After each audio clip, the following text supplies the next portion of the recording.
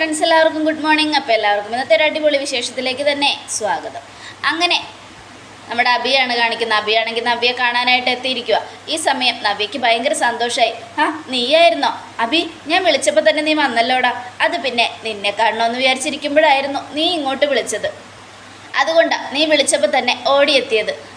ഇത് നീ പറയുന്നത് സത്യമാണോടാ? എൻ്റെ നവ്യെ, വെറുതെ ഇങ്ങനെ ചോദിച്ചാൽ അതെന്നെ മടുപ്പിക്കും. ഏത് നേരം നീ എന്തിനാ ഇങ്ങനെ ചോദിക്കുന്നേ? എനിക്ക് നിന്നോട് ഇഷ്ടമുള്ളത് കൊണ്ടല്ലേ നീ വിളിച്ചപ്പോൾ തന്നെ ഞാൻ ഓടി വന്നത്. അത് ഇത്ര വലിയ തെറ്റാണോ? തെറ്റല്ല, പക്ഷെ എനിക്ക് പേടിയാടാ.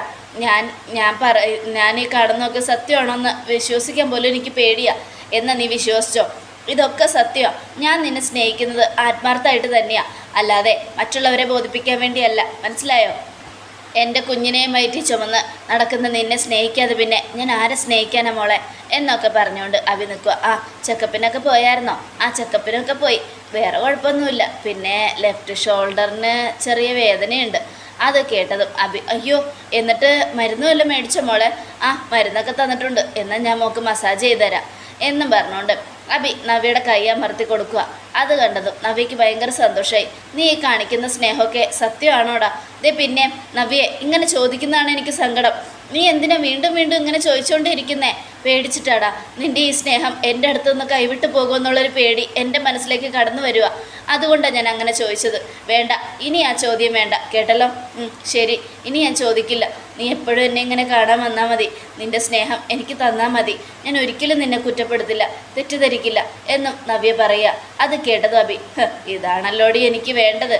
കാരണം അനഘയിൽ നിന്നും പിന്നെ ഇപ്പോൾ ജ്വല്ലറിയിൽ നടക്കുന്ന പ്രശ്നത്തിൽ നിന്നും പിടിച്ചു നിൽക്കണമെങ്കിൽ നിന്നെ സ്നേഹിച്ചേ മതിയാകൂ. അതിനേതറ്റം വരെ പോകേണ്ടി വന്നാലും പോയേ തീരൂ. ഈ സമയം പിന്നീട് കാണിക്കുന്നത് നമ്മുടെ നയനയാണ്. നയന ആകെ വിഷമിച്ചിരിക്കുക. അപ്പോഴേക്കും ഗോവിന്ദ് വരിക. അച്ഛാ, എന്താ ആദർശേട്ടനെ പറ്റിയെന്ന് അറിയില്ല അച്ഛാ. ഞാൻ എത്ര വിളിച്ചിട്ട് ഫോൺ എടുക്കുന്നില്ല അച്ഛാ. കട്ടാക്കി വിടുക. എനിക്കാണെങ്കിൽ പേടിയായിട്ട് പാടില്ല. മോളെ, നീ ഇവിടെയാണ് നിൽക്കുന്നതെങ്കിലും നിൻ്റെ മനസ്സ് മുഴുവനും അവിടെയാണല്ലേ? എന്ത് ചെയ്യാനാച്ചാ? ആദർശേട്ടൻ ഇതുപോലെ ചെയ്തിട്ടില്ല. നന്ദു പോയിട്ട് പോലും ഒന്ന് കാണാൻ പോലും വന്നില്ലല്ലോ. അങ്ങനെയുള്ളപ്പോൾ എനിക്ക് ടെൻഷനാകാതിരിക്കുന്നത് എങ്ങനെയാ? ഞാൻ ആകെ സങ്കടപ്പെട്ടിരിക്കുക അച്ഛാ. ആദർശേട്ടൻ്റെ മനസ്സിൽ എന്താണ്? ആദർശേട്ടൻ എന്താ സംഭവിച്ചേ എന്നറിഞ്ഞാലല്ലേ എനിക്കിതിന് പരിഹാരം കാണാൻ പറ്റൂ. ആദർശേട്ടൻ ഇങ്ങനെ പെട്ടെന്നൊരു സുപ്രഭാതത്തിൽ ഒഴിഞ്ഞു മാറിയാ എനിക്ക് എന്ത് ചെയ്യാൻ പറ്റും അച്ഛാ? സാരമില്ല മോളെ, മോളൊരു കാര്യം ചെയ്യ്. മോൾ അവിടേക്ക് പോയിട്ട് വാ. എന്തായാലും ആദർശമോൻ എൻ്റെ മനസ്സിൽ എന്താണെന്ന് അറിയാമല്ലോ. മോൾ അങ്ങോട്ട് ചെല്ലുമ്പോൾ ചിലപ്പോൾ മനസ്സിലുള്ളത് ആദർശ് തുറന്ന് പറയുമായിരിക്കും. മോള് ചെല്ല്. അല്ലച്ചാ, എനിക്ക് നല്ല ടെൻഷനുണ്ട്. ഇനി മോളും മോളുടെ അമ്മായിയമ്മയും കൂടെ ഒന്നിച്ചത് ആദർശമോൻ അറിഞ്ഞിട്ടുള്ള നീരസമാണോ? അങ്ങനെ ആദർശേട്ടൻ ഒരിക്കലും ചെയ്യില്ല. അമ്മ എന്നെ സ്നേഹിക്കണമെന്ന് എന്നേക്കാൾ കൂടുതൽ ആഗ്രഹിച്ച ആളാണ് ആദർശേട്ടൻ. അങ്ങനെയുള്ളപ്പോൾ അമ്മ എന്നെ സ്നേഹിച്ചു എന്ന് പറഞ്ഞാൽ ആദർശേട്ടന് സന്തോഷമാവുകയുള്ളൂ. ഇത് വേറെ ആരോ ഇടയിൽ നിന്ന് കളിക്കുന്നുണ്ടച്ചാ. ഞാനവിടെ ഇല്ലല്ലോ. അതുകൊണ്ട് അനാമികയും അപ്പച്ചിയും ഒക്കെ ഇടയിൽ നിന്ന് കളിക്കുന്നുണ്ടാവും. എങ്ങനെയെങ്കിലും എന്നെ മറക്കണമെന്ന് ആദർശേട്ടനോട് പറഞ്ഞ് ഓരോന്ന് എരിപിരി കയറ്റി കൊടുക്കുന്നുണ്ടാവും. അത് ശരിയാ മോളെ.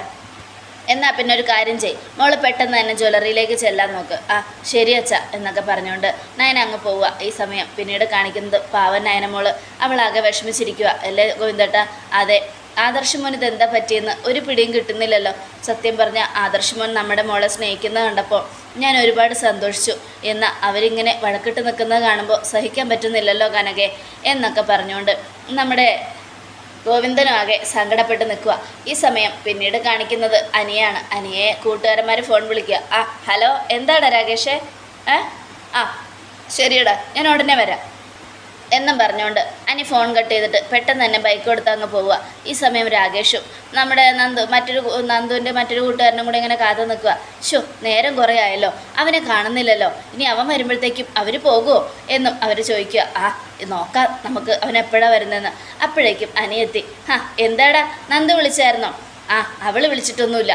അവൾ ഭയങ്കര വിഷമത്തിലാണ്. അവളിപ്പോൾ അങ്ങോട്ട് പോയി മാറിയെന്ന് തോന്നുന്നു. ഇനി അവൾ എന്നെ വിളിച്ചില്ലെങ്കിൽ പോലീസ് ക്യാമ്പാണെന്നൊന്നും ഞാൻ നോക്കില്ല. ഞാൻ നേരെ അങ്ങ് ഇടിച്ചു കയറി ചെല്ലും. കേസായാലും എനിക്കൊരു പേടിയില്ല. എടാ അനി, അതൊക്കെ അവിടെ നിൽക്കട്ടെ. നിനക്ക് സന്തോഷമുള്ളൊരു കാഴ്ച കാണാനാ നിന്നെ ഞങ്ങൾ വിളിപ്പിച്ചത്. എന്ത് സന്തോഷം? നീ ആദ്യം വണ്ടിയെടുക്ക്. അത് പറയുന്നതിനേക്കാൾ നല്ലത് കണ്ടറിയുന്നതാ. നീ വാ എന്നും പറയുക. എന്താന്ന് പറയടാ? അതൊക്കെ പറയാം, പറഞ്ഞു നിൽക്കാനുള്ള സമയമില്ല. നീ എത്രയും പെട്ടെന്ന് വാടാ എന്നും പറഞ്ഞുകൊണ്ട് അനിയെ വിളിച്ചുകൊണ്ട് അവിടെ നിന്നും ആ കൂട്ടുകാരന്മാർ ബൈക്ക് കൊടുത്ത് അങ്ങ് പോവുക. ഈ സമയം അവരൊരു പാർക്കിലെത്തിയതും അവർ ഭാഗ്യം നമുക്ക് ഭാഗ്യമുണ്ട് ലേ ഇവനും. അതുകൊണ്ട് അവർ പോയിട്ടില്ല. അത് നോക്കിയേ, അങ്ങോട്ട് നോക്കടാ. അത് കേട്ടതും നമ്മുടെ അനി അങ്ങോട്ട് നോക്കുക. അങ്ങോട്ട് നോക്കിയ അനി ഞെട്ടിപ്പോയി. അതെ, അനാമിക മറ്റൊരു പുരുഷനോടൊപ്പം ചേർന്നിരുന്ന് വർത്താനം പറയുന്നു. അത് കണ്ടതും അനി വായ കൈവച്ചു. ഈശ്വര, ഇതുപോലുള്ള കാര്യങ്ങൾ ഞാൻ കേട്ടിട്ടുണ്ട്, എന്ന് ഇതാദ്യമായിട്ടാണ് നേരിട്ട് കാണുന്നേ. എന്തായാലും ഇവളുടെ തനി സ്വരൂപം മനസ്സിലായി. ഇവള് പഠിച്ച കള്ളിയാണെന്ന് എനിക്കറിയാം. ഇതുപോലെ പല ആൾക്കാർ പറഞ്ഞിട്ടും എനിക്കത് അത്രയ്ക്ക് അങ്ങോട്ട് വിശ്വസിക്കാൻ പറ്റിയിട്ടില്ലായിരുന്നു. പക്ഷേ ഇവൾ ഈ ഇരിപ്പിരിക്കുന്നത് എനിക്കിപ്പോൾ സന്തോഷമുള്ള കാര്യമാടാ. എന്തായാലും ഞാനിത് ആഘോഷിക്കും, സന്തോഷിക്കും. എൻ്റെ ജീവിതത്തിൽ നിന്നും ഇവളെ എന്നേക്കുമായി തള്ളിക്കളഞ്ഞതാ. അങ്ങനെയുള്ളപ്പോൾ എൻ്റെ ജീവിതത്തിൽ നിന്നും ഇവളെ എൻ്റെ വീട്ടുകാരുടെ ഇടയിൽ നിന്നും തള്ളിക്കളയാൻ ഈ ബന്ധം ഒരു തെളിവ് തന്നെയാണ് എന്നൊക്കെ പറയാണ്. ഇത് കണ്ടതും നമ്മുടെ അനിയുടെ കൂട്ടുകാരന്മാർക്ക് ഭയങ്കര സന്തോഷമായി. എടാ, നന്ദു പാവം കുട്ടിയാടാ. അവള് ഇങ്ങനെയൊക്കെ നമ്മളോടൊപ്പമൊക്കെ കൂട്ടുകൂടുന്നുണ്ടെങ്കിലും ഒരാണുങ്ങളോടും പരിധി വിട്ട് പെരുമാറിയിട്ടില്ല. അതൊക്കെ എനിക്കറിയാടാ. എൻ്റെ നന്ദു എത്ര ഡീസൻ്റാ. അവളെപ്പോലെ ഒരു ആളെയാണ് ഞാൻ സ്നേഹിക്കേണ്ടതും കല്യാണം കഴിക്കേണ്ടതും. എന്നിട്ട് ഈ പിശാച് എൻ്റെ കഴുത്തിൽ വന്ന് കുടുങ്ങി. ഈശ്വര, എൻ്റെ കഴുത്തിൽ പാമ്പ് കുടുങ്ങിയ പോലെയാ ഇവളെൻ്റെ കഴുത്തിൽ കുടുങ്ങിയത് എന്നൊക്കെ പറയണം. എടാ, എന്തായാലും കണ്ടതല്ലേ, അപ്പോൾ ഒരു വീഡിയോ എടുത്തേരടാ, ഇത് നമുക്ക് തെളിവായിട്ട് വേണം എന്നൊക്കെ പറഞ്ഞുകൊണ്ട് അനിയും കൂട്ടുകാരന്മാരും ഇങ്ങനെ നിൽക്കുക. ഈ സമയം അനാമികയോട് കൂടെ ഇരുന്ന പയ്യൻ, എടി മതി ഇനി അവിടെ നിന്നത്, എത്ര നാളെന്ന് വെച്ചാൽ അവിടെ കടിച്ചു തൂങ്ങും. നീ ഒരു കാര്യം ചെയ്, കിട്ടാനുള്ളത് എന്താണെന്ന് വെച്ചാൽ എടുത്തിട്ട് അവിടെ നിന്നങ്ങ് പോരേടി. അത് കേട്ടതും അതിനു വേണ്ടി തന്നെയാണ് ഞാനും സഹിച്ചു നിൽക്കുന്നത്. എന്തായാലും എത്രയും പെട്ടെന്ന് അവിടെ നിന്ന് എസ്കേപ്പ് ആവണം.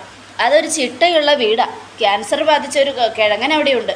അവിടുത്തെ എല്ലാവരുടെയും മുത്തശ്ശൻ, നാടറിയുന്ന മൂർത്തീസ് ജ്വല്ലറിയുടെ ഓണർ മൂർത്തി മുത്തശ്ശൻ അനന്തമൂർത്തി. ഞാനും അയാളെ കേട്ടിട്ടുണ്ട്. അയാളെ കാണുമ്പോൾ തന്നെ കലി കയറും. എന്തൊരു ഇതാ. അയാൾ എന്തിനാ ഇങ്ങനെ സ്ട്രിക്റ്റ് ഒക്കെ ഇടുന്നേ? ഇന്നത്തെ കാലത്തെ പെൺകുട്ടികൾക്ക് അങ്ങനെയൊക്കെ ജീവിക്കാൻ കഴിയുമോ? അല്ലെങ്കിൽ തന്നെ ഈ കുടുംബമൊന്നും കുട്ടികളൊന്നും ഒക്കെ പറഞ്ഞ് ബാധ്യതയും തലയിൽ കയറ്റി വെച്ചുകൊണ്ട് നടക്കാനൊന്നും എന്നെ കിട്ടില്ല എന്നൊക്കെ അനാമിക പറയുക. അത് കേട്ടത് അത് ശരിയാടി. ഇപ്പോഴൊക്കെ എങ്ങനെയാണ് ജീവിതം? ഒരു പയ്യനെ ഇഷ്ടപ്പെട്ട അവനോടൊപ്പം ഇഷ്ടം തീരുന്നതുവരെയും ജീവിക്കുക.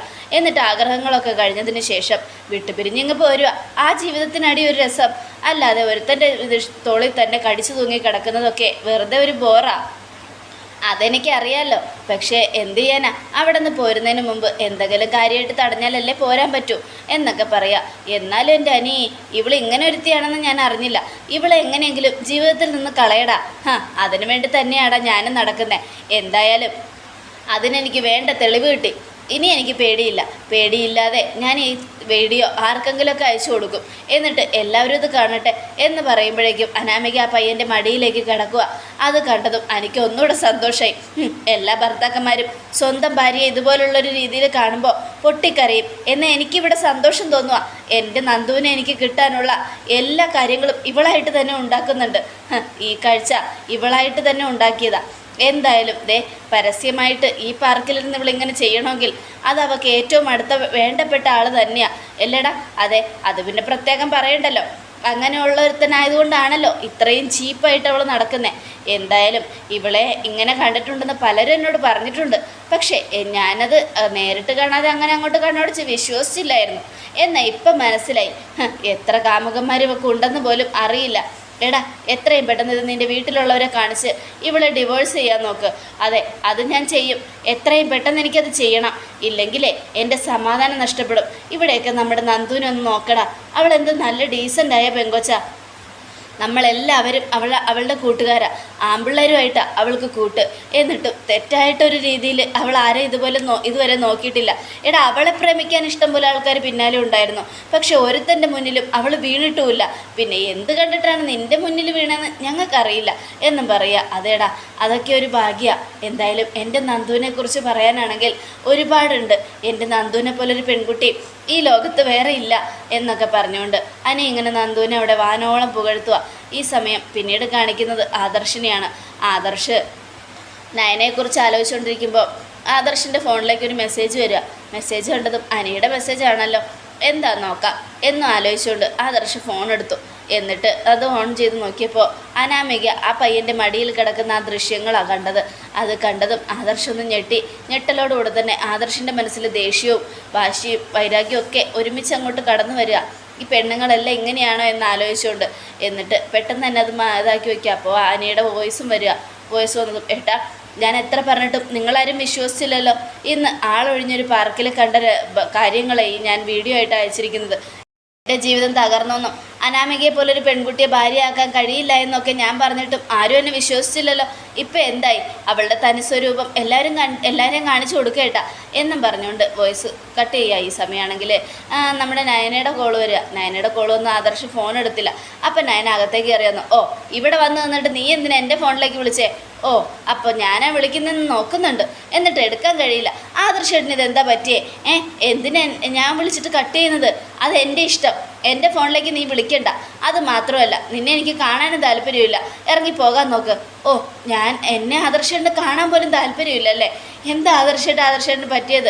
അതെന്താണെന്ന് പറയാൻ എനിക്ക് സൗകര്യമില്ലെന്ന് പറഞ്ഞില്ലേ? എൻ്റെ മനസ്സിൽ എന്താണെന്ന് നിന്നെ ബോധിപ്പിക്കേണ്ട ആവശ്യമൊന്നും എനിക്കില്ല. പിന്നെ നീ ഇങ്ങോട്ട് വരാതിരുന്ന അത്രയും നല്ലത്. ഓ, അപ്പോൾ ഞാൻ അത്രയ്ക്ക് വെറുത്തു. ശരി, ഞാൻ പോയിക്കോളാം. എന്നാൽ എനിക്ക് ആദർശനോടൊരു കാര്യം പറയാനുണ്ട്. എനിക്കൊന്നും കേൾക്കണ്ട ആദർശേട്ടാ. എനിക്ക് വളരെ അത്യാവശ്യമായിട്ട് ആദർശനോടൊരു കാര്യം പറയണം. അത് ആദർശേട്ടൻ കേട്ടേ പറ്റൂ. എനിക്ക് കേൾക്കേണ്ടത് പറഞ്ഞില്ലേ? ഇനി നിനക്ക് പറയണമെന്ന് നിർബന്ധമാണെങ്കിൽ ഒരു കാര്യം ചെയ്യ്, ഞാൻ പോയി തരാം. എന്നിട്ട് നീ ഇവിടെ നിന്ന് ഒറ്റയ്ക്ക് പറഞ്ഞോ, അതായിരിക്കും നല്ലത്. വേണ്ട, ആദർശേട്ടൻ എവിടെയും പോകണ്ട, അവിടെ ഇരുന്നാൽ മതി. ഞാൻ പൊയ്ക്കോളാം. ആദർശേട്ടന് ഞാനൊരു ശല്യമല്ലേ? ദേ നയനെ, അല്ലെങ്കിൽ തന്നെ ഞാൻ പിടിവിട്ട് നിൽക്കുക. ആ സമയത്ത് എന്നെ കലി കയറ്റരുത്. മര്യാദയ്ക്ക് ഇവിടുന്ന് പോകാൻ നോക്ക് എന്നും പറഞ്ഞ് നയനെ ആട്ടിപ്പായിക്കുക. ഈ സമയം നയന അങ്ങോട്ട് പോവുകയാണ്. ഇതേ സമയം ആദർശ് കലിയും കയറിയിരിക്കുക. ഒരുത്തിയുടെ കാര്യം ഇങ്ങനെ ആലോചിച്ചുകൊണ്ടിരിക്കുമ്പോഴാണ് മറ്റൊരുത്തി. എൻ്റെ ഈശ്വര, ഈ പെണ്ണുങ്ങളൊക്കെ ഇങ്ങനെയാണെന്ന് തോന്നുന്നു. എന്തായാലും എല്ലാം മനസ്സിലൊളിപ്പിച്ച് വെച്ചുകൊണ്ട് നടക്കുന്ന പലതരം മനസ്സുള്ള ആളുകൾ, ആ പെണ്ണുങ്ങളാണ് ഈ നാട്ടിൽ എന്നൊക്കെ ആലോചിച്ചുകൊണ്ട് ആദർശ് കലയും തുള്ളിയിരിക്കുക. ഈ സമയം നയനെ ആകെ സങ്കടപ്പെട്ട്, അമ്മേ ആദർശേട്ടൻ എന്നെ ആട്ടിപ്പയച്ചു അമ്മേ. ആദർശേട്ടൻ എന്താ പറ്റിയെന്ന് അറിയില്ല. ഞാൻ ആദർശേട്ടനൊന്നും ചെയ്തില്ലല്ലോ. പിന്നെ ആദർശേട്ടൻ എന്തിനാ ഇങ്ങനെ ചെയ്തത്? അമ്മ പറഞ്ഞ കാര്യങ്ങളൊക്കെ പറയാൻ വേണ്ടി സന്തോഷത്തോടെയാണ് ഞാൻ പോയത്. ഞാൻ ചെന്നപ്പോൾ ഫോൺ എടുക്കുമെന്നറിയാൻ വേണ്ടി ക്യാബിനിൽ പുറത്തു നിന്ന് ഞാൻ ഫോൺ വിളിച്ചു. എന്നിട്ട് പോലും കോൾ എടുത്തില്ല. എന്നെ കണ്ടപ്പോൾ ദേഷ്യപ്പെട്ട് മെക്കിട്ട് എറിയുകയും ചെയ്തു. എന്തോ വലിയ ദേഷ്യം തലയിലിരിക്കുകയാണെന്നും അതുകൊണ്ട് ദേഷ്യം പിടിപ്പിക്കരുതെന്നും പറഞ്ഞ് എന്നെ ആട്ടിപ്പായച്ചമ്മേ. സത്യം പറഞ്ഞ ആദർശേട്ടൻ മിണ്ടാത്തതുകൊണ്ട് എനിക്കൊന്നും സഹിക്കാൻ പറ്റുന്നില്ലമ്മേ. ഇതിൻ്റെ ഇടയിൽ ആരോ നിന്ന് കളിക്കുന്നുണ്ടമ്മേ എന്നൊക്കെ നമ്മുടെ നയന പറയുക. മോളെ, എനിക്കും അത് തോന്നി. ഞാൻ അവനോട് ചോദിക്കാൻ ശ്രമിച്ചിട്ട് അവനൊന്നും വിട്ട് പറയുന്നില്ല. എന്താണെങ്കിലും നമുക്ക് നോക്കാം മോളെ. ഇതിൻ്റെ ഇടയിൽ ആര് നിന്ന് കളിച്ചാലും നമുക്ക് അവരെ ശരിയാക്കാം. മോള് പേടിക്കണ്ട. എത്രയും പെട്ടെന്ന് അവന് മോളോടുള്ള ദേഷ്യം ഞാൻ മാറ്റിത്തരാം. മോള് ധൈര്യമായിട്ടിരിക്കുക. അമ്മേ, ഞാൻ എങ്ങനെയാ അമ്മേ സമാധാനത്തോടെ വീട്ടിലേക്ക് ചെല്ലുന്നേ? അവിടെ കിടന്ന് ഉറങ്ങുന്നേ? ആദർശേട്ടൻ എന്നെ ഇങ്ങനെ അവോയ്ഡ് ചെയ്യുമ്പോൾ എനിക്കിത് സഹിക്കാൻ പറ്റുന്നില്ലമ്മേ. എൻ്റെ ഹൃദയം നുറുങ്ങുന്ന വേദനയമ്മേ എനിക്ക്. സാരമില്ല മോളെ, അവൻ എന്താ പറ്റിയെന്ന് എനിക്ക് പോലും മനസ്സിലാവുന്നില്ല. ആ സമയത്ത് ഞാൻ മോളോട് എന്ത് പറയാനാ? മോളുടെ ഈ സങ്കടം എന്നെ വല്ലാതെ വിഷമിപ്പിക്കുന്നുണ്ട്. മോള് ഒരു കാര്യം ചെയ്, ആദർശനോട് ഇപ്പോൾ ഒന്നും മിണ്ടണ്ട. എന്തായാലും ഞാനൊന്ന് ചോദിക്കട്ടെ. അവൻ്റെ മനസ്സിലെന്താണെന്ന് അറിയാമല്ലോ, എങ്ങനെയെങ്കിലും അറിയാമല്ലോ. അതിനുശേഷം നമുക്ക് ഈ പ്രശ്നം പരിഹരിക്കാം. നന്ദു വിളിച്ചായിരുന്നു മോളെ? ഇല്ലമ്മേ, അവളും ഭയങ്കര സങ്കടത്തിലാണ്. അനിയും അവിടെ ഭയങ്കര സങ്കടത്തിലാണ് മോളെ. എന്ത് ചെയ്യാനാ? എത്രയൊക്കെ പറഞ്ഞിട്ടും എനിക്ക് നന്ദുവിനെ മനസ്സിൽ നിന്നും എടുത്തു കളയാൻ പോലും കഴിയുന്നില്ല. അനാമികയെ മറന്ന അവനിങ്ങനെയൊക്കെ ചെയ്യുന്നത്. അങ്ങനെയുള്ളപ്പോൾ ഇതൊന്നും സഹിക്കാൻ പറ്റാത്ത കാര്യങ്ങളാണ് മോളെ.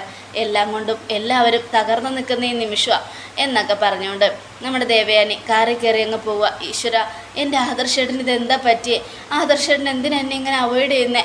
ഇതിനു വീണ്ടും ഞാൻ എന്ത് തെറ്റാ ചെയ്തത് എന്നൊക്കെ ആലോചിച്ചുകൊണ്ട് നയന കരയുക.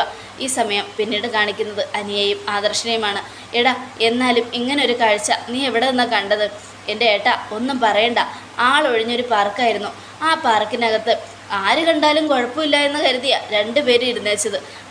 ലവേഴ്സ് വരുന്ന പാർക്കാ അത്. അവിടെയാണ് ഈ രണ്ടെണ്ണം ഇരുന്നിങ്ങനെ അഴിഞ്ഞാടിയത്. എടാ ശരി, ഇത് നീ എനിക്ക് അഴിച്ചെന്നോടെ നിർത്തിയേക്കണം. ഇനി ഇതാരെയും കാണിച്ചു കൊടുക്കരുത്. അതെന്താ അങ്ങനെ?